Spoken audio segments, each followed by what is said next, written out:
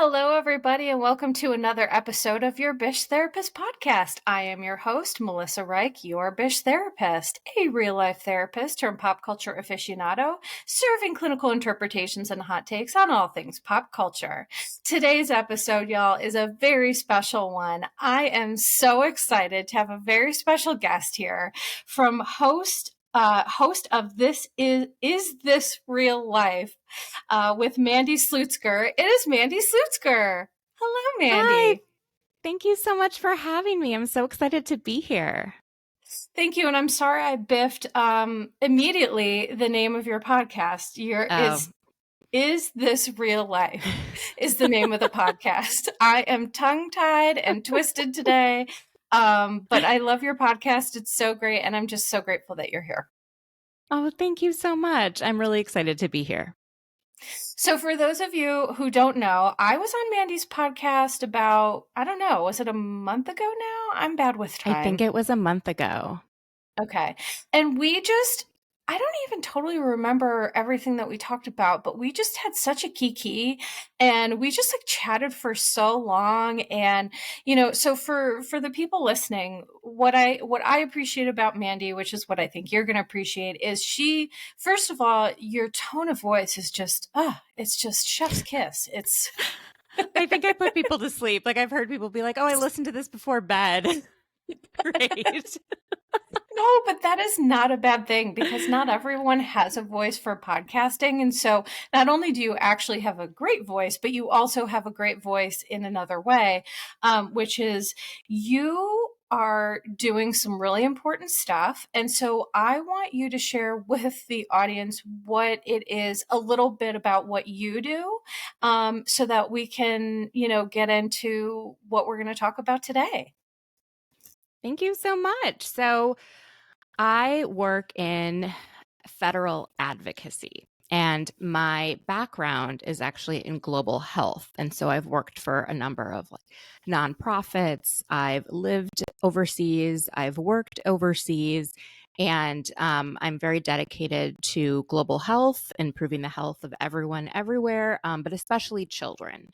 And my focus at work is advocating for children's health globally with our federal government. And so I lobby, which I know people feel like that's a bad word, but what lobbying means is when you have a meeting where you're discussing a specific piece of legislation, whether that be a budget bill, so how much money the government spends on a specific program, that kind of a thing, or a piece of legislation that changes the law, that kind of stuff. Anything where you're doing that is considered lobbying. So a number of you, if you've ever advocated for something with your state government or your city council or the federal government, asking for a law to be passed or not to be passed, that is lobbying.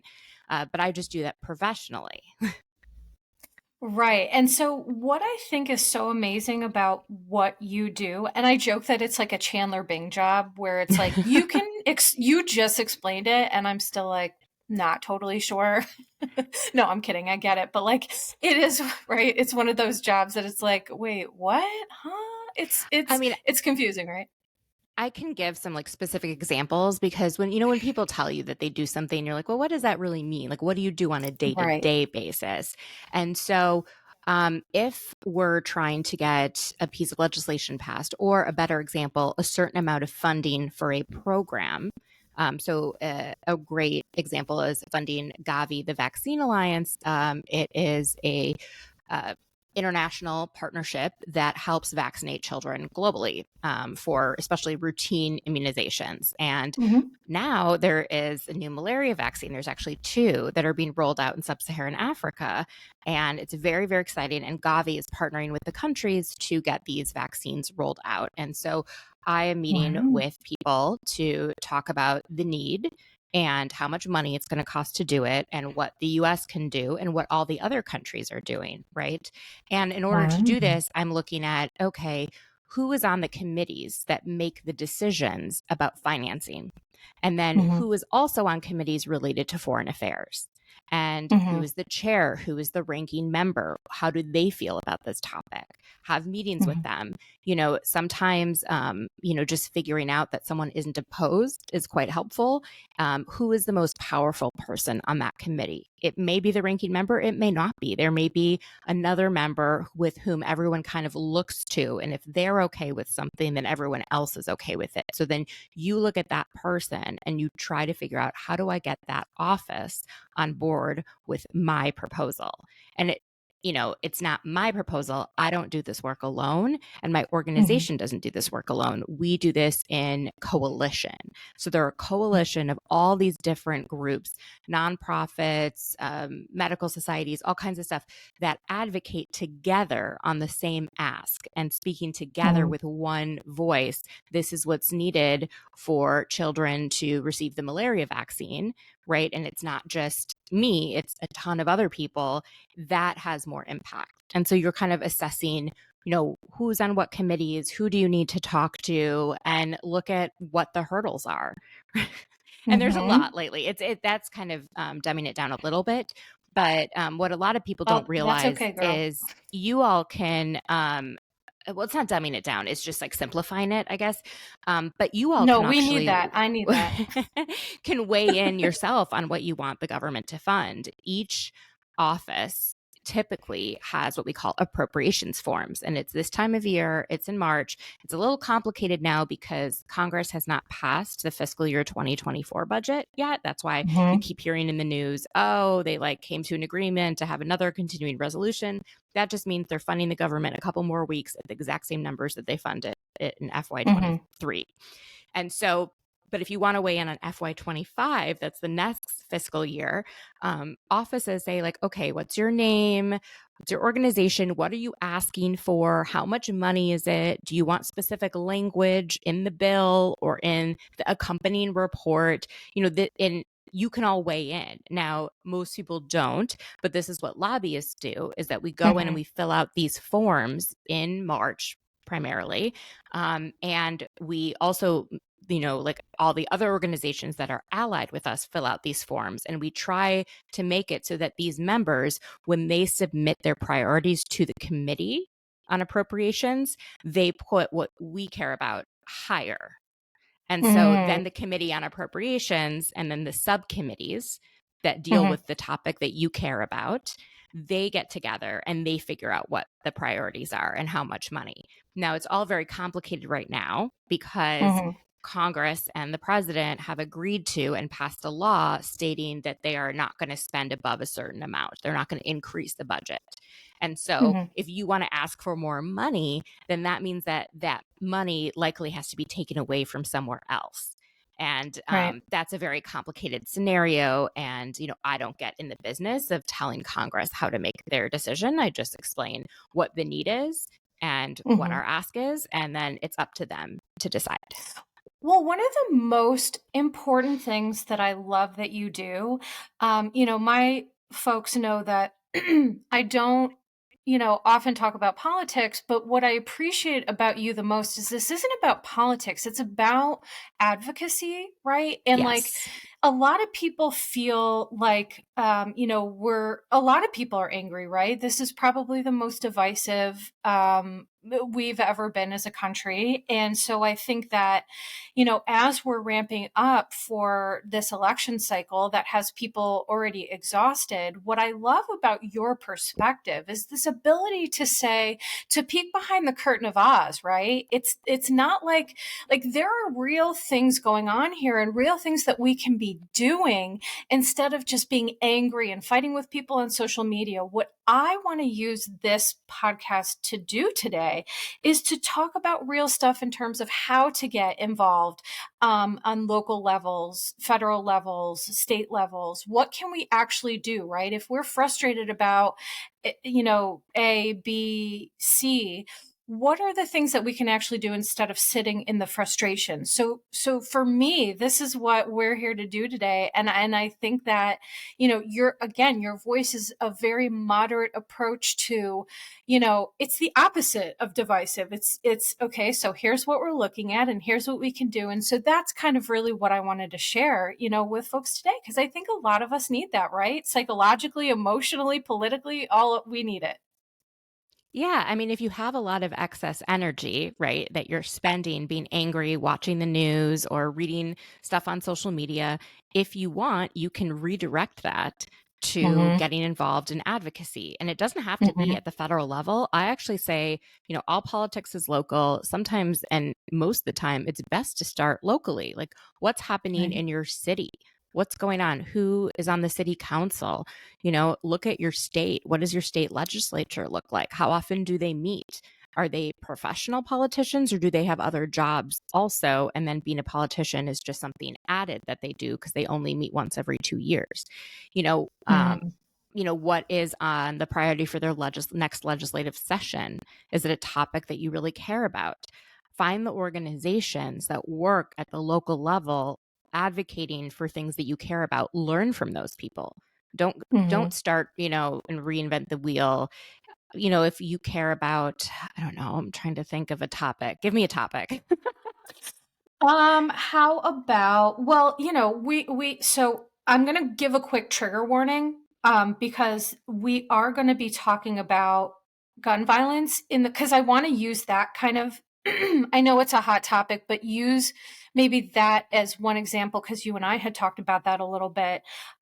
So trigger warning for folks listening to this is that we're going to talk about this from a perspective of how do we get involved and how do we affect change at local levels. So just to be mindful, I know my folks appreciate that. So can maybe we use that as an example? That's a really good example. And so, one thing I will say about gun violence is I think it's important when you advocate on gun violence to keep in mind that nobody, not people who are for guns, against guns, anything, want children or innocent people to be killed by guns. No one wants that.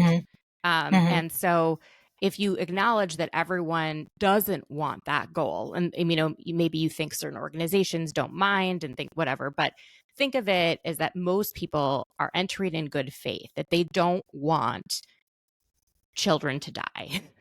And so when you Hmm. start with that and you acknowledge that everyone wants the same end goal, you can find a lot more areas of common ground. So look at the Hmm. organizations in, does your city have high rates of gun violence? What's causing that? Are there programs that, who is it at-risk youth who are getting access to weapons? Are there things that you can do unrelated to gun violence, but indirectly mentoring, young people and, having a reliable, um, adult in their life that they can have a strong relationship with? Those kinds of programs have been found to be effective at keeping people away from crime. And so maybe you Hmm. focus on it that way rather than on like the legislation and stuff like that itself. But if you want to Hmm. focus on legislation, look at what organizations are involved in that, join their local chapters, their state chapters. They have professionals usually that work at these organizations who do what I do, who figure out and map a strategy to try to achieve an outcome. And you can be part of that as a volunteer, especially. Hmm. So find what really is you're passionate about. I know you and I had talked about, you being um, affected by cancer.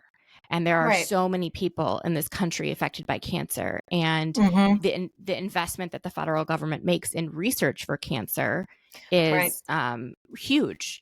And so, I go to Capitol Hill a lot. And, this time of year, we have what we call fly ins, where people come from all over the country and whatever organization they're with, and they wear their shirts or they wear their buttons and they go in and they make their asks. And there's always fly ins for not even just cancer in general, but like very specific Hmm. cancer societies, Right. leukemia and lymphoma society. And so if that's Hmm. something that you really care about, you can join that state chapter or local chapter. You can get involved nationally and you can advocate for more investment in that. Right. And Yeah. so, That's yeah, I'm amazing. just like a way to kind of stop focusing on what's not working and figure out how you can be part of a solution. Right. And that is what I find most important about your message and why I wanted to do this podcast is because, speaking from myself, about what you just said. So when President Trump was in office, one of the things that he did actively try to do was remove protections for people with pre-existing conditions. And thankfully, there are checks and balances, right? And so that was not able to be followed through with. If it had been, people like me would have been, screwed, for lack of a better term. It really would have been so, so damaging. And so I think that, for me and, talking about this issue, gun violence, there's a lot of hot topic issues that when you have a lot of passion about it's you get frustrated, right? Like with how can somebody vote for this person when they're trying to do X, Y, and Z, right? So I don't know, what are your thoughts about that piece of it? So it's a lot easier to villainize people you don't know, right? Mm-hmm. And so I find it helpful to talk to people that you do know, that you have pre-existing relationships with, family members, other people. You, in general, overall, the majority of Americans want kind of the same things. They want to be able to raise families. They want to be healthy. They don't want violence, just like figure out what is the commonality and then Mm-hmm. try to understand why people make the decisions that they do. Ask them questions, why are you voting this way, or what matters to you? In my family, my father and I vote very differently. Mm-hmm. But I always try and think of things from his perspective. Mm-hmm. He is a refugee from the USSR, and he Mm-hmm. has a major fear of large government because of the way that he grew up, and a Sure. huge fear of communism and anything that resembles communism. And Mm-hmm. I may think that his fear is irrational, but Mm-hmm. he's the only one that had that experience. I didn't have that experience. And Right. so that very much informs how he votes. We actually agree on most things, but Mm-hmm. what he prioritizes might be different than what I prioritize. And Right. so everyone is entitled to, in this democracy of ours, have their opinions, have the things that Mm-hmm. they prioritize, and vote accordingly. And so Right. it's very you know, I, I say this often, but democracy, when it's working, nobody's happy. And it's Right. seems like crazy, but it is trying to find things that work for the majority. And Mm-hmm. that involves compromise. And compromise, as you know, in your own interpersonal relationships can be quite frustrating. If you want Yes. something and your husband wants something else, and you end up figuring out a third thing to do that you both agree on, but it's not the thing that you wanted, Mm-hmm. can you live with it? Right. And Right. and Right. the same is true in our politics. And if you Mm-hmm. get very frustrated with certain elected officials, think like they were elected by a majority in Mm-hmm. their district, in their state. And, you know, it doesn't help to think, well, I know better than what people in that district or that state know, right? You don't Right. necessarily know what is best for anyone. Only we know what's best for ourselves. And Right. if you don't like them, do you want it so that those people can't vote those, I think of it that way. Like Right. if we believe in democracy, which I very Right. much that's a very strong belief of mine, Yes. then Mine too. I work with a lot of members of Congress and their offices and their staff with whom I vehemently disagree on some pretty key issues. Mm-hmm. However, they were sent to Congress for a reason. And I Right. believe that people have a choice of who they send. And so, because I believe in democracy, I believe that that person was rightly elected, and it's my duty to work Mm-hmm. with them, right? Yeah, They're the ones that was chosen. I think that point is so important and the crux of all of this, right? Which is if we want and believe in democracy, which we do, and most folks do, right? That means that people have the freedom to have different opinions and perspectives. And what's hard about this, especially on social media, is that, and I'm going to talk about this part of it, right, is that when you have a trigger button issue, right? So for me, it's the healthcare stuff, right? And when I hear people going against that, I lose my mind. I just get so emotionally upset because it's so personal to me, right? Like, I depend on medication to live. And without that funding and without that medication, I would cease to be here, right? So it's like, it's hard to not have that. Same thing with gun violence, right? Such an emotionally charged topic. But what it comes down to is democracy means, whether it's in interpersonal relationships or in society or whatever, is we have to compromise. Not everybody is going to think, feel, and act the way that we do. In fact, Yeah. that's one thing I used to talk about a lot in therapy with folks who would get really frustrated is, I would have to say, not everybody's like you.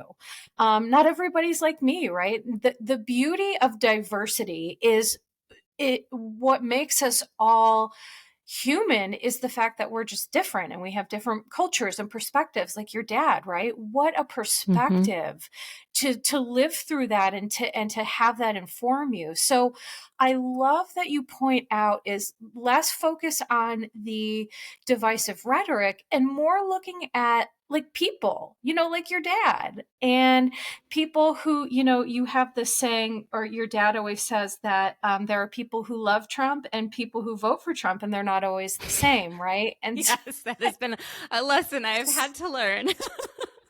right.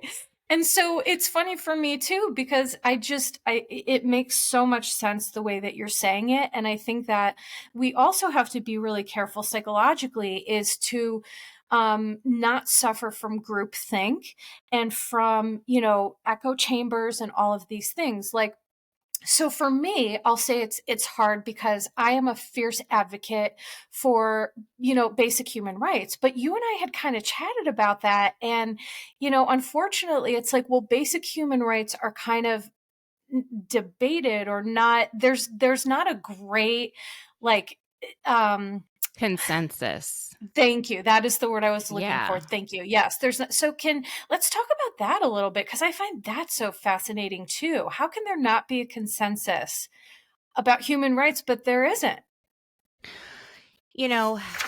I one of the things I always think about in the United States in particular is that due to how we were founded as a country, we prioritize the individual over the group, over the community, Mhm. right? We prioritize Mhm. individual rights over the rights of the general community. And that was very obvious in how we reacted to COVID versus how some other countries reacted.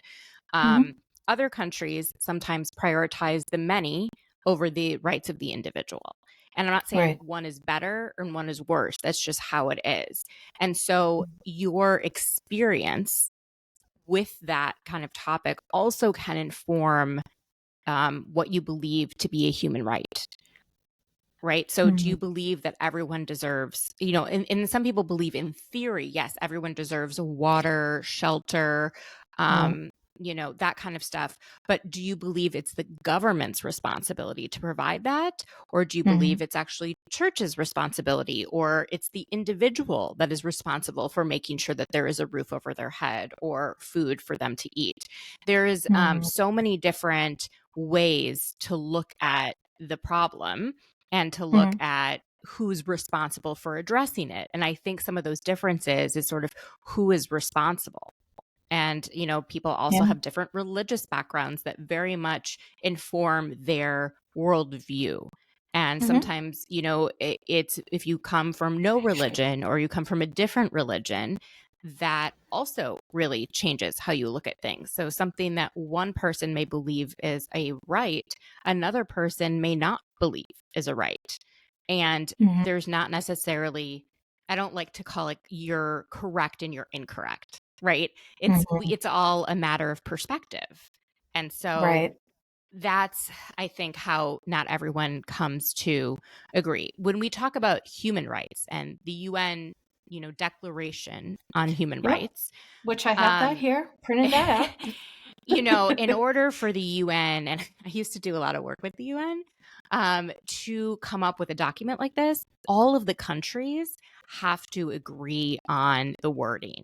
And the Mm, countries vote in blocks, just the way that Democrats and Republicans vote. You've got countries that are lower income that like to vote as a block. You've got the Middle Eastern countries that sometimes vote as a block. You've got just like mhm, different groups. You've got the high income countries that vote as a block, and they don't want to cede, the rights of intellectual property. Right. That's something that's being debated right now with how would we, respond to a next pandemic is okay, if someone comes up with a vaccine or a cure or a treatment, how do we make sure that everyone has access to that? And some mhm. people believe that, everyone should get access. And then the question is, who pays for that? And the Right. company that invested in that, some people believe that they should own the right to the, invention that they came up with. Like that's another thing that, the UN tries to grapple with, and the countries have different views. But the thing that I find really difficult about the UN, and I'm not trying to shit on the UN at all, but is that countries will sign a treaty or a document, and then they will not follow what's in that document. So a great Um, example is the UN Convention on the Rights of the Child. The United mhm, States is the only country that is not party to that agreement. Okay. We're the only country that hmm, has not ratified the rights of the child. Yet, a child in the United States has more rights than a child in Somalia. And mhm, Somalia was the last country to ratify it. And so, hmm, yes, they said that every child has a right to an education, but is every child getting an education? Is every right. child free from child labor, from not being drafted to fight in a military or a guerrilla war? Mhm, And so what a lot of people in the United States say is, what's the purpose of signing a document like this if the other mhm, countries don't follow it? And right. the UN is probably the biggest example of like, the compromise, right, that you try to Mm, achieve. But all the countries, they have their own views and their own priorities. And so it's just really interesting. So it's not that there's no agreement on what human rights are necessarily. A mhm, lot of it is like, whose job is it to ensure these rights? And I think right. And that's where it whose responsibility is it? And I think that's where there's a lot of differing views. yeah, and that makes so much sense too, because we're talking about things at a macro level versus a micro level, right? And it's like Hmm. theory versus practice is essentially what this Yes. comes down to. Yeah. And, something in theory, psychologically speaking too, right? Like I always say that you can learn how to be a therapist in theory at school, but in actual practice, it teaches you nothing how to actually be a therapist. So that's kind of how that makes sense to me, what you're saying. But then it also is like so frustrating to me too, as someone who's such an advocate for the LGBTQIA plus community. And, I was Yes. looking through, this is something I wanted to address with you because I'm looking through the Universal Declaration of Human Rights from the United Nations, printed it out and, looked through it. And one of the major beefs I had with it, which you and I had talked about, was there's still a lot of really reductive heteronormative language in there about marriage between a man and a woman and things like that. And so can you speak to that a little bit, because I was really like, I was pissed. I was like, what the hell? It- a lot of countries still have the laws that marriage must be between a man and a woman. Some countries have different laws where, a woman can marry multiple men or a man can marry multiple women. Um, Mhm. Everyone has their differing laws, and those are also informed by sometimes culture, sometimes colonialism, right? A lot of the Yeah, actually yeah. anti LGBTQ laws in many South Asian and sub-Saharan African countries were a result of British colonialism. The British had those Right. laws, and then they imposed those laws in all the countries. Like India is a great example. And Hmm. and then just because the UK changed how they feel about the LGBTQ community, um, maybe the rest of the countries aren't there yet. And whose job is it to force countries to change their laws, right? It's Hmm. very complicated, right? And then you go back to a lot of colonialism where they didn't have the choice of what the laws were. And then and then now it's like, oh, now you're going to come in and tell us what we should be doing differently. You forced us beforehand. So there's a lot of stress and I guess division between countries that had colonized, especially those in like Western Europe, and countries that had been colonized. And so, you know, a lot of it's like, you can't tell us what to do. And, you know, some countries are even kind of going what I would consider backwards in terms of rights for LGBTQ. Ghana, I think this past week, passed laws that, you know, if it is illegal to be a homosexual and you can be jailed just for being one. And so, yeah. And, you know, and it's complicated. The world is very complicated. And so, if not all the countries in the world agree on this topic, right? And so it doesn't make it into the final document. And it's frustrating because just what you're saying is that essentially, you know, because when you break it down like this in terms of colonialism, and then cultural impacts, right? So it's like, you know, it's like a slippery slope, because it's like, well, who are we to tell someone about their culture? But then at the same time, this for me is just like, well, that's absurd to jail people for being, I mean, that's just, you know, So then the U.S. looks at these things in how they do foreign policy, foreign aid. Do they put conditions? Do they withhold aid for countries that are violating rights? Do they, you know, that kind of thing? Because that's where we can make choices, right? We can choose how we give our aid and what conditions are attached to our aid. But we cannot tell a country to pass a law or not pass a law. You know, we can tell, we can weigh in, but, you know, they have autonomy. And yeah, it's very complicated. I mean, I was involved in negotiations around, we call them outcome documents or political declarations at different UN high-level meetings, you know, one on tuberculosis, one on HIV. And you have a document on HIV and you're talking about the at-risk populations. And these are scientifically proven populations that have higher risk of acquiring HIV than the general population.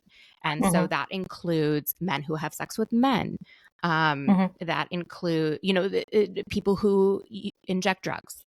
And a lot of countries don't want those words in the final outcome document. They are uncomfortable with that. They don't believe that people who inject drugs have a right. You know, they have the same rights. You know, that's crazy. Yeah, if you want to look about rights of drug users, look at Russia and what they do to people. Oh my God, it's really pretty terrible, in my opinion. And so it's very complicated. It's not, and it's very frustrating when you're working on these declarations and you get everyone to like a consensus around the science and what needs to be done in targets. Like we're trying to achieve a 90%, you know, reduction in new HIV cases. We're trying to get 90% of people on treatment. We're trying to get 90% of people to know their status, to know whether or not they have HIV. But then in order to do that, you need to target the populations that are at highest risk. But some countries don't want that to be told, like, this is how you have to implement your HIV policy.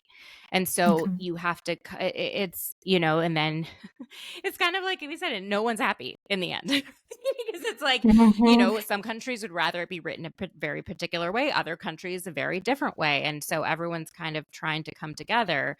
And you could say, oh, well, then what's the purpose of having these declarations if no one listens to them and all that stuff? Some countries really do. And they'll say, okay, we signed on to this. And so we're going to invest our money in this part of our healthcare system, or we're going to prioritize this particular topic or this issue. And so it does influence countries overall, but they can pick and choose whether or not they abide by something, because there are no negative consequences for not following something that you signed. Like there's no... That's wild to me. That's wild. Yeah. But then the question, and you go back to like the International Criminal Court, like who is policing the world? Right. And a lot of people feel that the United States has an outsized impact on foreign policy and on, Mm. how things happen in the world. And so they're Mhm. frustrated at us kind of picking and choosing the winners and the losers. Mm. But yeah, it's very complicated. These things are not easy. And so Yeah. I things that may seem so Mm-mm. simple in your head. Another thing I like to look at is, and you brought this up earlier, is what you think and feel and what's practical. Like Mhm. what can actually happen. Right. And that's something I Right. notice a lot in American politics. And a great example is student loan debt. Some people Mm. believe that, if you acquire debt, then you need to pay it off. Other people feel, this debt is, I'm permanently in debt. I've paid most of it off and I still have because of the interest rates. And these are sort of predatory Mhm. interest rates and predatory loans. And then, the president can try and forgive loans, right? And he, Mhm. said he's going to, and this was a campaign promise. And then he went ahead and he followed his campaign promise. Mhm. However, court stepped in and told him what was legal and what wasn't legal and what he could do and what Right. he couldn't do. And Mhm. that is a limitation in terms of like the practical application of a policy that you may agree with, but the Mhm. courts and there are so many court decisions that I disagree with. I've been very loud about some of them more recently. Mhm. Mhm. But if you believe again in democracy, you have to kind of listen to the court system. Otherwise, we don't Right. have our system anymore. And Right. It's like we can't pick and choose what democracy we choose to adhere by. So yeah. seriously, I know this might sound bizarre, but I'm going to equate this to marriage, right? It's like when you Hmm. marry someone, they have their cultures and their values and their religion and their perspectives, and you have yours, and then you're coming together and you're coming to, okay, how do we create a win-win situation here, right? With the two of us where we're happy and we're fulfilled, even though we may think and feel differently. I know that's kind of a simplistic simplistic way to look at this, but for me, what I want to try to help my folks, listening to this, look at is like, okay, so to your point, right? It's complicated, it's complex, there's a lot of compromise, there's a lot of moving parts. So what I want to maybe shift to is like, how do we affect change at local levels? I mean, I know you already spoke to that a little bit, but so for people listening who are saying, I really have strong opinions on, gun violence, healthcare, women's reproductive rights. Hello.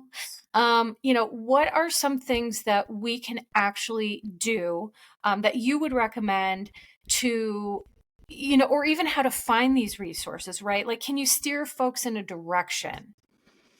Yeah. So I think one of the most important things people can do is vote. And I think people Mhm. equate voting with voting for president. And that is Right. one of the, elections that happen, but there are many that happen locally. And Mhm. figure out which elections have the most consequence, right? In where I live in Washington, D.C. We are like over 90% Democratic, and therefore the Mhm. Democratic primary is actually the vote that really chooses who wins in the end.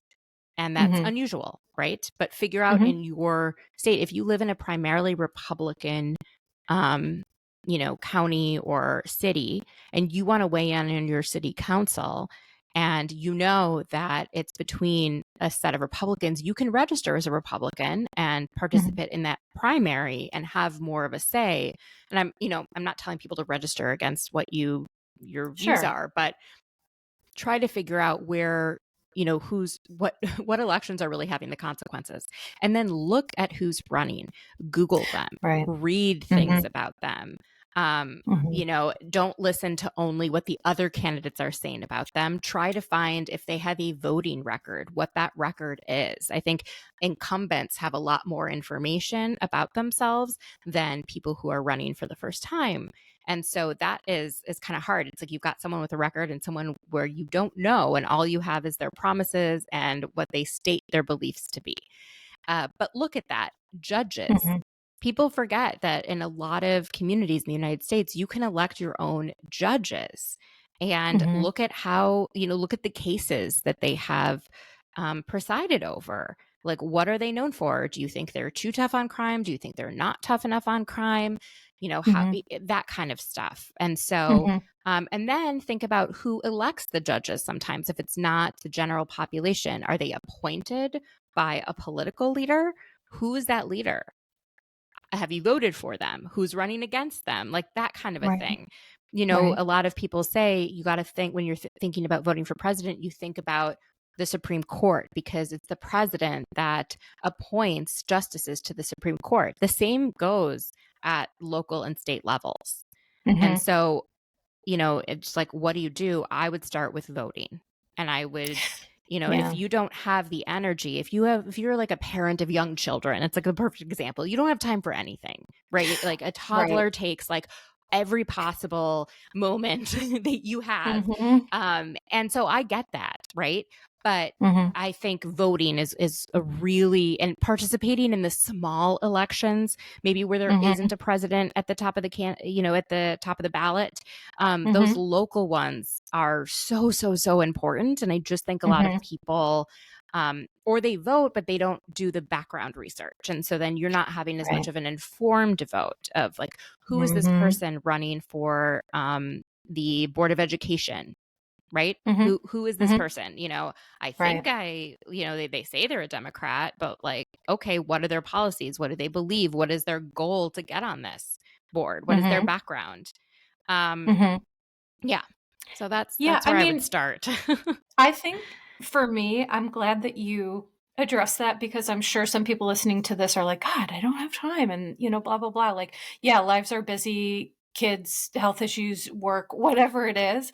But I like what you've said in terms of like reasonable accommodations, right? Like, if you're, we, how do I say this diplomatically? Like, to have an opinion on something, you have to vote and be somewhat informed, right? Otherwise, to me, I take away my ability to be angry about something if I'm not using my voice and my vote and all that stuff. But what you're saying is it's becoming reasonably educated. Like you said, a quick Google search, right? Yeah, it doesn't have to be like hours and hours and hours. It doesn't have to be you read Right. the newspaper front to back every day, but do pay attention to a lot of people where we talk about as a society a lot is national news, but a lot of people only pay attention to local news because that's what Hmm. really impacts them the most. And that's where you're going to really hear what the issues are that are affecting the community that people really care about. That's where you might hear more about the candidates running for office in a local, an area. And so Hmm. I would go and look at, you can, I think there are websites that can actually show you what your ballot will look like. So before you Mm. vote, you know who the options are. That Hmm. is really helpful. I don't know. I don't have, but I've seen that before for myself, where I'm like, Hmm. okay, who is like, I don't know all these city council people. I don't know. We even have in DC an ANC, which is like the something neighborhood committee. And so you have like your individual ANC person, and then you have like Hmm. your like smaller, like it's, and sometimes those elections actually happen outside of the traditional elections because they're so small. And so it's like Hmm. whoever shows up to the meeting and votes or whoever, like, and going to community meetings. Look at how often there are meetings in your community with the city council. Right. If you've got time, if you got, attend a city council, if it's open to the public, sometimes they Hmm. have an open comment period. Sometimes they Hmm. don't, or a hearing on a particular topic. Show up, hear what people are saying, add your voice if you're able to, that kind of stuff. I think Right. that's what matters. And if you don't have a lot of time, but there's one thing that you're really, interested in, and they're having a Mhm. hearing on it, like whether or not they're going to be using city funds for a new ice rink or not, and you want them to spend it because your kids play hockey and you think that that's a good use of community resources, then show Mhm. up to that one meeting where that's on the agenda. Mm.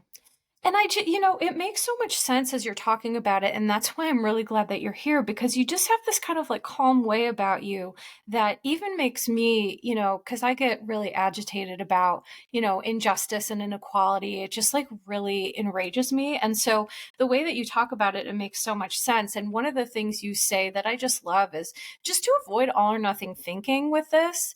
And, it's not, it doesn't need to be Republican versus Democrat. It doesn't need to be us versus them. It doesn't need to be black versus white. And here's the thing. This is a good tip for politics, but also just for being a human. Like in therapy, we need to, right, avoid this black and white 0-1 all or nothing thinking. Nothing good comes from that. And I think that with the divisive nature of, the lack of bipartisanship and it's one versus the other. I just love that note of let's not do our part to not be a part of that problem almost. And this to say that it's not that I don't have those thoughts and I don't get frustrated and I don't think, oh my God, I can't believe this happened. Like, the Alabama decision on IVF, like that just Oh, Jesus. enraged me to a Yeah. point of like no return. So it's Mm-hmm. important though, you feel your feelings. And then Mm-hmm. you sometimes just need to stop reading and stop watching TV and stop looking at the social media about the topic because it's only fueling your anger. And if your anger is not being put towards advocacy, then it only eats at you. And that's what I've That learned is, over the years. This is a learned yes. thing. This is not something that I like perfected. I still have problems with it. I still need to I wrestle with turning off the TV and not reading an article because I know it's just going to further enrage me. And if it's not and Right. something that I have the time and energy to take on, Mm-hmm. then why get further upset? Right. And, so I'm going to take the opportunity to share some psychological tips here because this is something I talk with my therapist about too, because, women's, reproductive rights, the overturning of Roe versus Wade, I think for a lot of women, myself included, it just brings about a rage that I just cannot even quantify.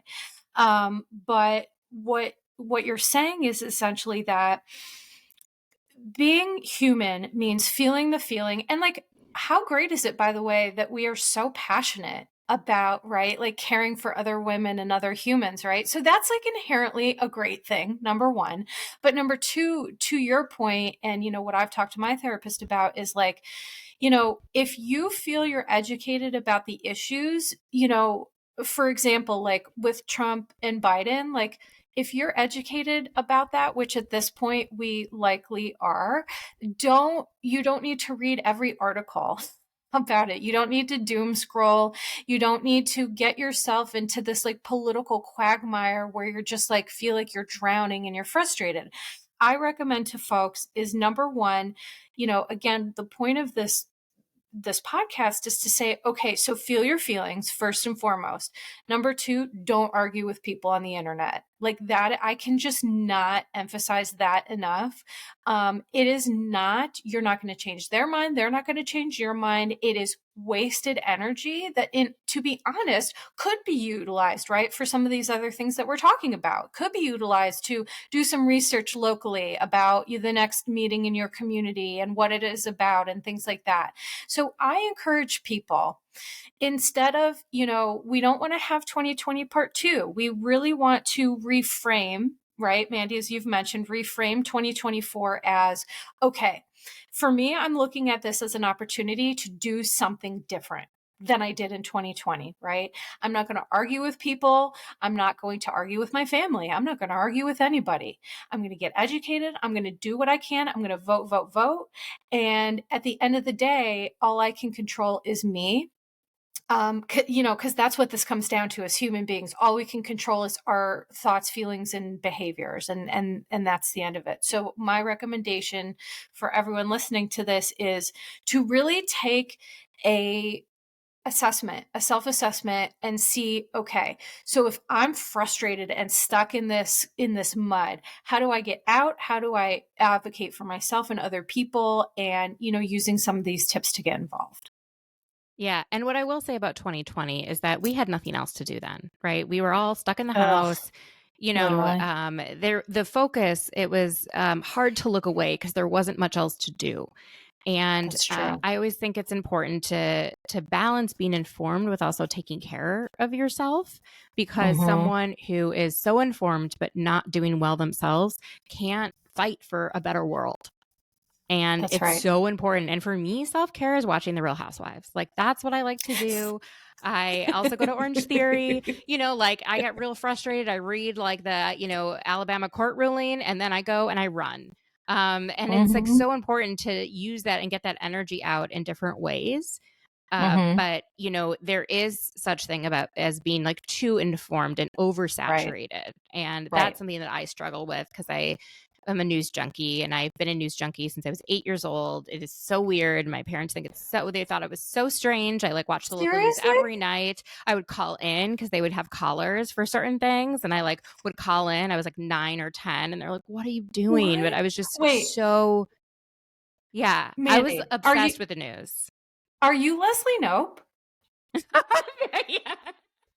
Are People say are that a you lot. Leslie Nope? Yes. Yeah. What has I'm like happened? crazy. I'm crazy. At age 16, how old was I?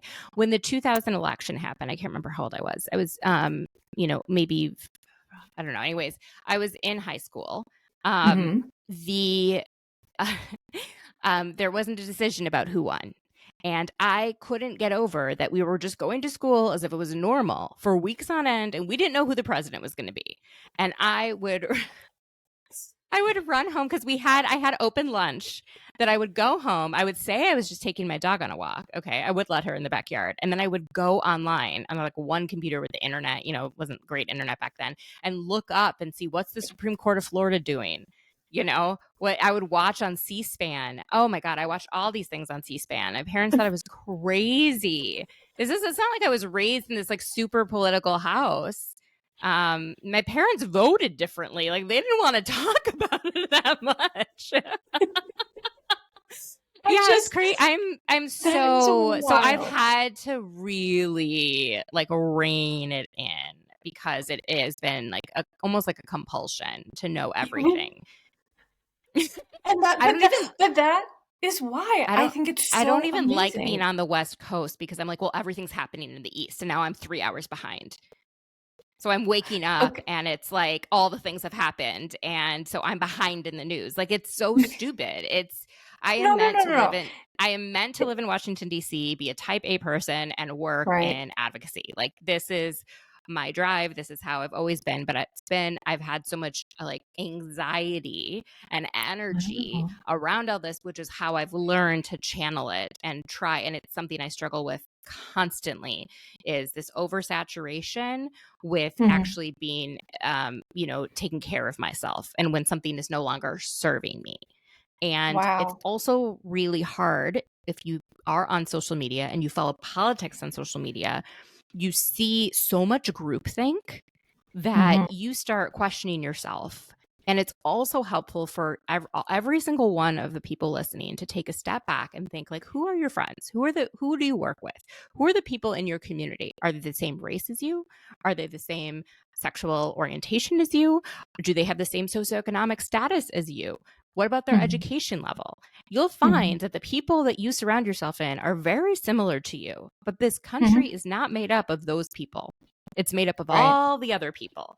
And so you are not really engaging. And this is a problem I think we have with like the urban rural divide and race divisions and stuff, where we're not hearing the perspectives of Mhm. people who have a different life experience. And I think social Right. media is actually, while it could open those and like allow for more communication, I think it's what it's doing is the opposite, where we're Mhm. literally creating these echo chambers where we are so convinced that we are right and that everyone else agrees with us. And Mhm. it's not helpful um to, I think, our democracy and to ourselves. I think it does a I would disservice.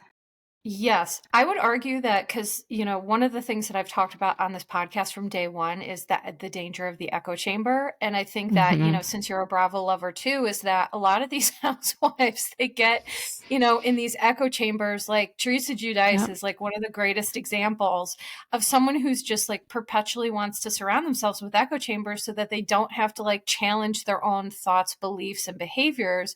And yeah, I mean, I think the same thing happens on social media. So, I just appreciate like, and first of all, to inform people, if you don't know who Leslie Knope is, chances are you've never watched the greatest. I would argue Parks and Recreation is one of the greatest shows of all time. And so, I adore Leslie Knope, and now I know why I adore you because you're like the real, like, I've you're heard like this the like real. so many times. It's so embarrassing. No. But the thing that I love about you and I love about Leslie, even though she's a fictional character, is like you're so passionate, but you're so informed. And like you were born to do this, right? You were born to be an advocate. You were born to be an important voice. You were born to be in DC and doing the good and the hard work. And so, on behalf of lots of people, I'm just going to say thank you. And it's nothing to be Oh. embarrassed about because one of the things I love most about Leslie Knope, I'm obsessed with Parks and Rec, by the way. I literally watch it every day. I've seen every episode a million times. She's just like a genuinely loving, caring person, but like you both exemplify how like that passion can sweep you away if you let it. So like Oh yeah. you're a great example of someone who, as a therapist, I can say, okay, here's how to approach it, but like you're living it and you're saying to people, I have to be mindful of my emotional reactions and my passion and how much energy I put towards this. So I think it's like modeling. It's like you're showing people how to model this, and I just think that's really cool. Oh, thank you. That's like so so kind. I think, part of it's also age. Like I've gotten older. I The way that my like thinking was in my 20s, especially politically, has varied greatly. I think I thought that was like good people and bad people, and if you disagree with this thing, then you're bad. And I in my podcast and how I look at housewives and how I look at reality shows is people are comprised of so many complicated things. There are good parts, Right. there are bad parts. Who's to say what's good and who's to say what's bad? I mean, going back to countries and morals and backgrounds, everyone has different ideas of that. And Mhm. just because someone disagrees with you and has a different sort of premise from which they are coming doesn't mean they're a quote unquote bad person.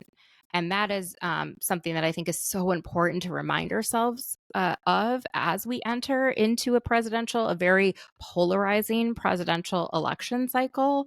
Mhm. I know there's also a movement, and I know this is controversial, but people who are very frustrated with President Biden, who are the farther left of him, that, don't want to vote for him, despite him being the better of the two options. And for whatever anyone says about third candidates, they never win. Our system isn't set up for it. If you're interested, like take a poli sci class in college because Mhm. American policy explains why our system is the way it is, and it's just it is what it is. Right. It's and I understand people wanting to take like moral stances, but you also have to look about in medicine, they always say like the first thing is do no harm. And like Right. by abstaining from engaging in politics or engaging in this election, are you doing harm? Who are you Right. harming? Who is being helped by it and who is being harmed? I always say that like it's better for you to lend your voice. Right. And I know my dad is and other people are like struggling with, who's the top of the Republican ticket likely. And I was like, you don't have to, you could just cast every other ballot. You don't have to choose someone at the top also. So Mhm. just because you Mhm. don't want to choose between Biden and Trump doesn't mean you don't need to vote for governor or state representatives or city council or judges. It's like you're Right. throwing your entire voice away if you stay on the couch. And I just would encourage Right. everyone not to stay on the couch And I just because, think that is yeah. such an important message is that using your voice for whatever arena you want to use it is so important. It's like, even for people who maybe I don't agree with, it's important to use your voice and your vote, and not voting or abstaining because, you don't like the two main candidates is ultimately not going to be helpful. But I like that you spoke to, other ways, if you really are having a hard time there, other ways to make sure your voice is heard. And I think that's really important, because we don't want to get so stuck in a moral high ground that we're shooting ourselves in the foot, so to speak. I mean, that's how I feel in general. I think a lot of times, when people get, this is what the other side wants you to do, right? They want you to Right. feel, and so the other thing I would say is that, people, I think as the generations get more into technology and stuff, we're like really big on instant gratifications. And I think that like Americans, like, look at how we do sports. Like, people aren't as into soccer because like you watch forever and they could be like 0-1, like, and Mm-hmm. it's frustrating. We're like, come on, someone score, and it's Yeah. like no shock that basketball, where there's a score like every couple, seconds or minutes, that keeps our Right. attention more. Um, Mm-hmm. we expect, I think, of our politics outcomes to happen too quickly. And Right. especially when you look at the federal level, things are slow, often too slow, right? But for a reason. And they're stalemates for a reason. But I also think we need to change our expectations. So just because you got super involved in one election and you want one candidate, and everyone wants that same candidate, and you're, knocking on doors and you're signing people to volunteer and all of these things, and then all of a sudden the other guy wins, and you're like, what? That is, reality hitting you in the face.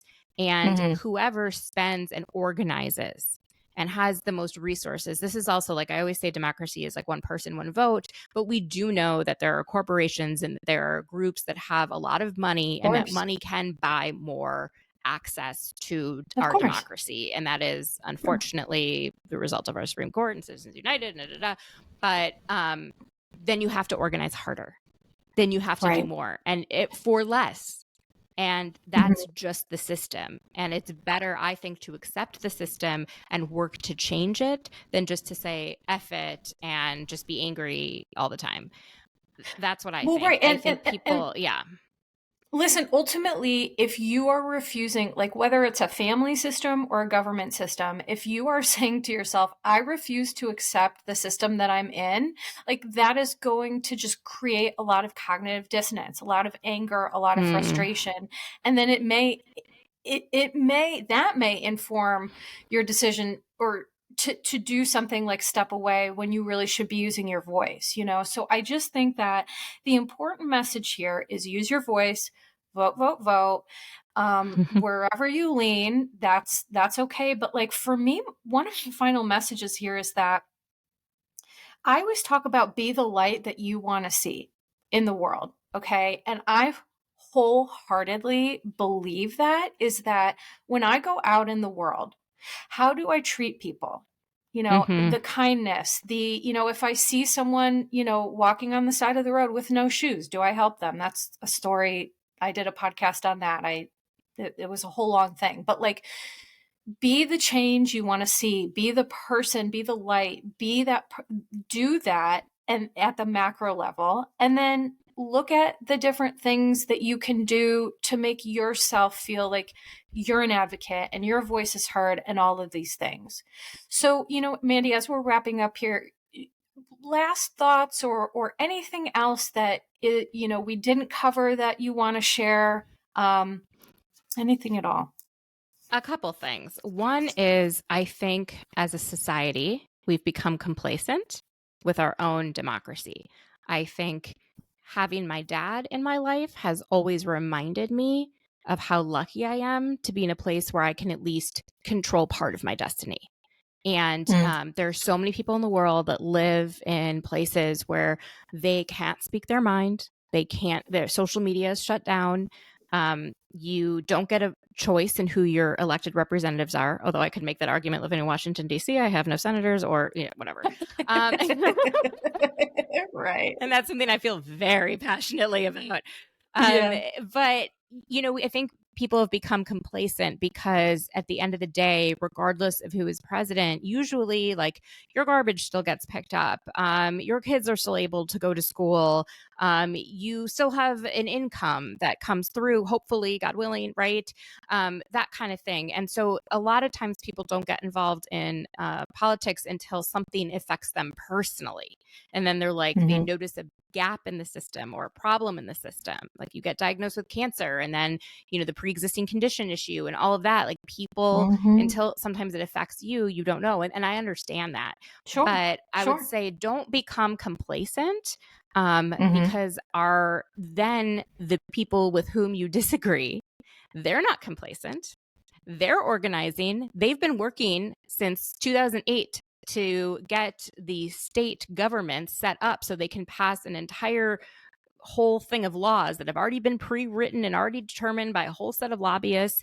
And we've been sitting twiddling our thumbs. A lot of people forget about local politics and state politics because they've been too focused on federal. Right. Don't become complacent, please. That's kind of a thing I think. And then finally, a lot of times people say, oh, so-and-so hasn't done anything on this thing. And a lot of times that's actually not accurate. And one thing I would talk about, just because we did talk about gun violence, is a lot of people are very unfamiliar with the Bipartisan Safer Communities Act, which was passed became law in the wake of the Uvalde, Texas shooting. And there are so many things in this law that are happening that people may not be aware of. And I just wanted to touch on a couple of them just because I think so many people, especially. So important. Yeah. So important, Mandy.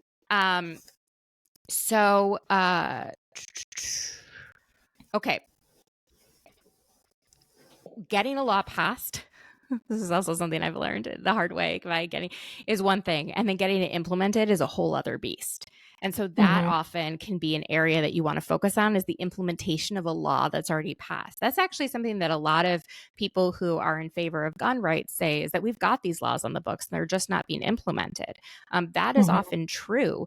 But now there is federal responses to coordination around mass shootings so that people can be connected with federal resources. When the Maine mass shooting happened, there were over 100 federal officials that were there for over a week, connecting survivors, families with resources, not just at the state level, but at the federal level. There have been 14,000 mental health counselors being hired at public schools with a result of the funding in the Bipartisan Safer Communities Act. 24% of 18 to 20-year-olds, there are 25% fewer gun permits going through because the states are connecting juvenile records. Now, some states have very strong privacy laws, and so you don't know whether or not someone at age 17 had a violent interaction with a gun, and then now they're 18 and they're trying to get access to a gun with a background check, and the background check doesn't follow it. So that's something, if you're interested in advocating with your state. And there's been an expansion of ERPOs, which is extreme risk protection orders, which is like a red flag law. So if someone is at risk of harming themselves or others, there are steps that police can take, there are steps that family can take and friends to get a gun removed from that person temporarily. And that's really, I think, important.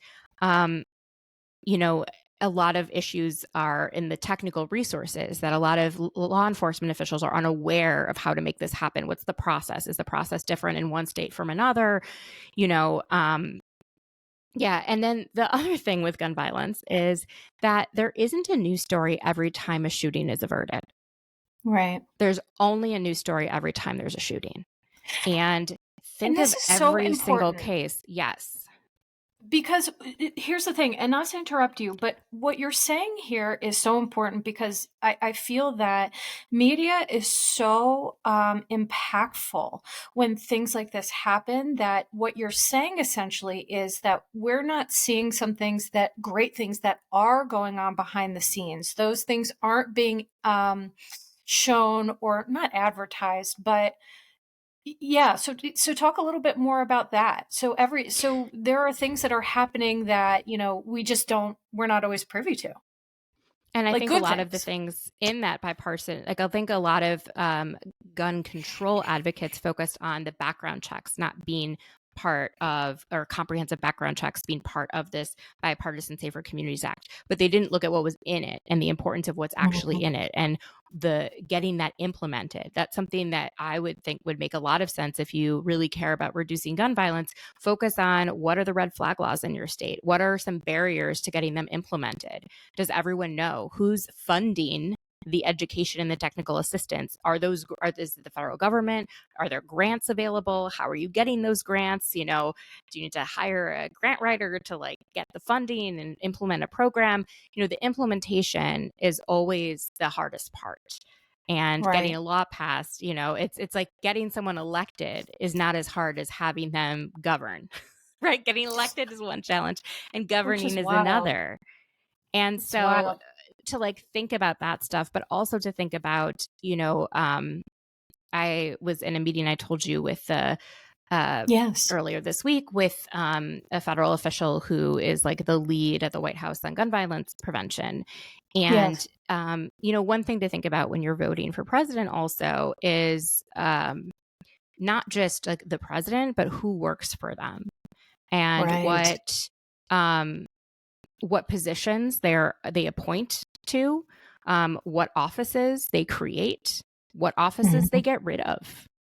Mhm. And so, find a candidate that aligns with your values. And like, if you don't like the person at the top of the candidate, I don't think most Americans want to choose between Biden and Trump. That seems very clear from all of the polling that's been done. But Yep. think about who works for them and what they want to do. And I think that's what my dad means by there are people who love Trump and there are people who vote for Trump, is that they Right. determined that the people that Trump will hire will hopefully be better aligned with their values than the top Right. candidate is. The one thing I want to say is that when it comes to a lot of gun violence is that there's always a blame about mental health.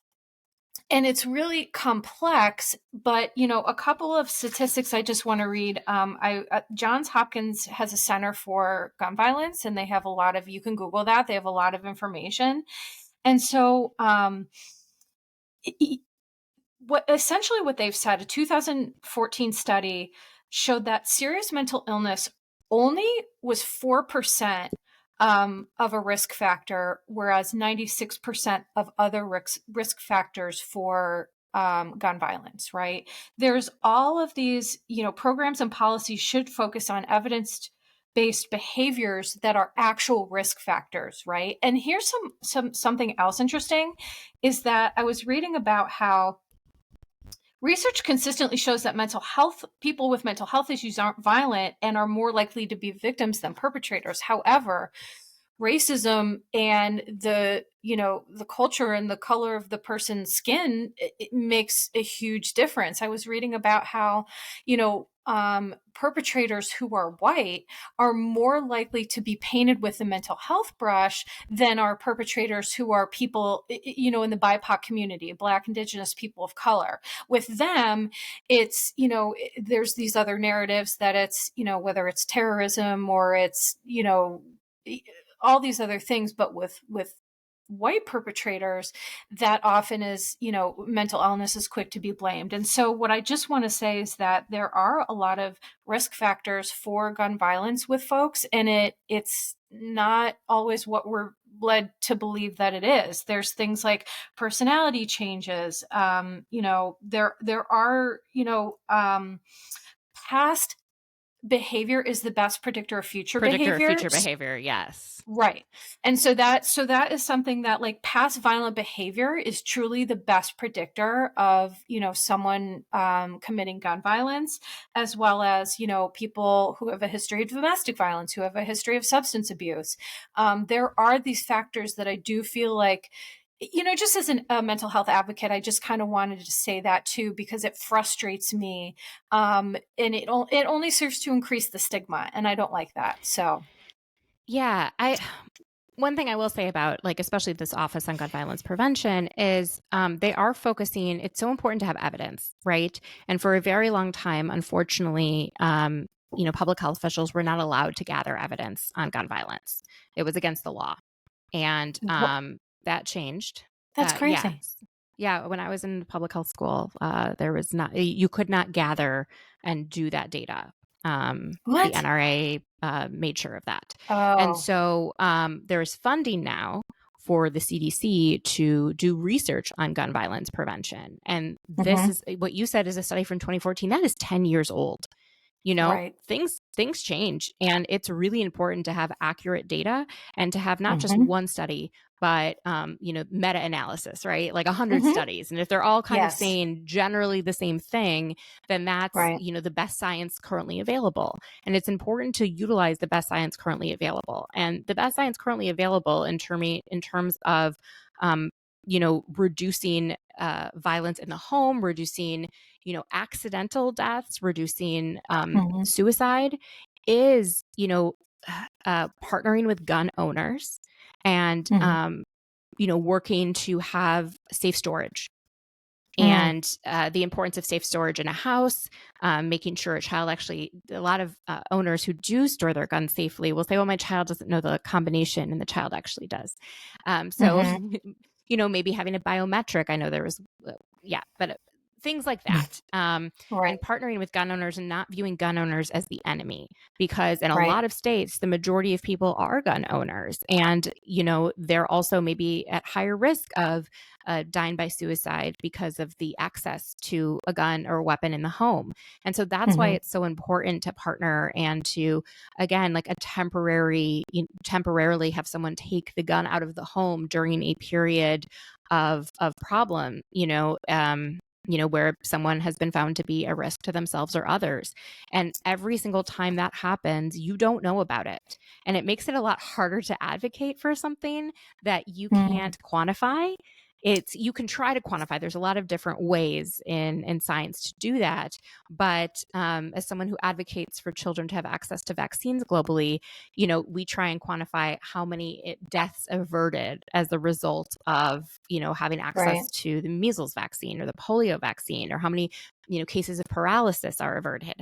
But you don't see the paralysis. You only see it when someone gets polio and they have a paralytic case. So it sometimes is hard to advocate for prevention because people don't see the prevention. And it's also important to remind ourselves that that is happening, even though we don't see it. And so, and I think, that's such an important point just in general, is just that, because from a psychological standpoint, people criticized Mr. Rogers when he said, when bad things happen, look for the helpers. And people criticize that. But like, it really is true, is that we're not always seeing the people behind the scenes that are like you, that are fierce advocates and strongly working on these things. We don't always see that. So I think that is a really good, important note to end on, because Mandy, we could talk all day, girl. And listen, I hope you'll be back. Because, we could just jam out on this all day. So, thank you so much. Again, Mandy Slutsker from Is This Real Life with Mandy Slutsker. Is there anything else, Mandy, while you're here, that you would like to promote or any? I just think, like, as this election kind of moves forward, especially the presidential election, I think a lot of people are going to be like, "Is this real life? Like, how are we doing this again?" But so literally, it's important to maintain a sense of humor, to have a little levity, so that we don't all go crazy, because, that is exactly what I think the media wants from us. They try to drum up, things that will get you outraged. And then when you're outraged, you continue to consume the product. You continue to stay on Twitter. You continue to watch the news, and you're angry. And I would say fight that as much as possible. Try to know when you're being manipulated. I'm getting manipulated all the time. Every time I, watch TV, and I get so worked up, and it's like, that's what they want, and they're not telling you the good things that are happening and the productive things that are happening at a bipartisan level. right? Where Right. like people Right. who disagree with each other are coming together and having real solutions, and that never makes the news. And it Right. happens all day long. And it's just so important to remember that. And if you like housewives and a much more, less intense topic, you can listen to my podcast, Is This Real Life with Mandy Slutsker. It comes out every Sunday. You can find me on social media at Mandy Slutsker. If you don't know how to spell that, you can just type in Mandy Slut. I am the only one that comes up. Claim to fame. It is spelled. Yeah, no, it's spelled. Spelled like that. Yeah, it's Well, Slutsk was a town in Belarus, like a bit before, it was decimated by pogroms. It was a Jewish town, and everyone in the Russian Empire made it so that Jews had to have names related to the town, so they were more easily identifiable. And so, the most famous person from that town, or whose ancestors were in that town, is Irina Slutskaya, the figure skater. oh, Yeah. So yes. anyone with the last name Slutsk, Wow. Slutsky, Slutskaya, Slutsker, any of that, we're all somehow related. Well, what a beautiful note to end on. I love that. I love it. And listen, for everyone listening, I hope that, listen, I know this has been an episode that, isn't, super light and super fun, although you and I did still manage to laugh and have a kiki, which is, totally what it's all about, right? Because like you Yeah. have to talk about hard things, but do it with a little bit of laughter and dark humor. So, I hope everyone enjoyed this. Thank you, Mandy, so much. I'm just going to read my disclaimer quick. Disclaimer, posts are not intended to diagnose, treat, or provide medical advice. Your Bish therapist is for entertainment and informational purposes only. The podcast, my opinions, and posts are my own and not associated with past or present employers, any organizations, Bravo TV, Greyheart Productions, or any other television network. The information in YBT podcast and on its social media is provided for general informational purposes only and is not intended to diagnose or treat. Please do not act or refrain from acting based on anything you read, see, or hear on YBT podcast or associated social media. Communicating with YBT via email and or social media does not form a therapeutic alliance, and Melissa, operator of YBT, is unable to provide any therapeutic advice, treatment, or feedback. Ditto.